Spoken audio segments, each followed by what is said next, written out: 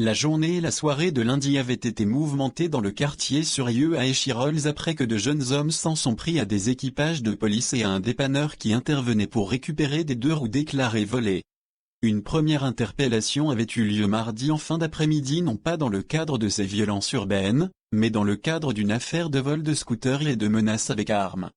La fin d'après-midi, la soirée et une partie de la nuit de mardi ont été du même acabit puisque les policiers de la brigade spécialisée de terrain ont été caillassés dans le secteur du Limousin en fin d'après-midi par des individus juchés sur un scooter. Quelques heures plus tard, un équipage de la brigade anticriminalité était à son tour caillassé dans le quartier où il patrouillait à la suite de feux de poubelle. De la même manière, les sapeurs-pompiers appelés à plusieurs reprises dans la soirée et dans la nuit ont été la cible de jets de pierre et ont dû attendre l'arrivée des policiers pour pouvoir effectuer leurs missions en toute sécurité.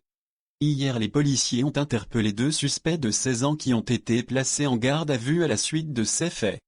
Un mineur de 16 ans a été appréhendé hier au petit matin par les enquêteurs du groupe d'enquête criminelle de la Sûreté départementale. Déjà connu de leur service, cet adolescent de 16 ans ne serait sorti du centre éducatif fermé où il avait été placé précédemment que depuis quelques mois.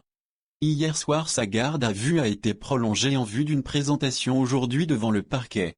Hier en fin de matinée, un autre individu de 16 ans, lié lui aussi semble-t-il aux événements de la veille, a été interpellé par les policiers.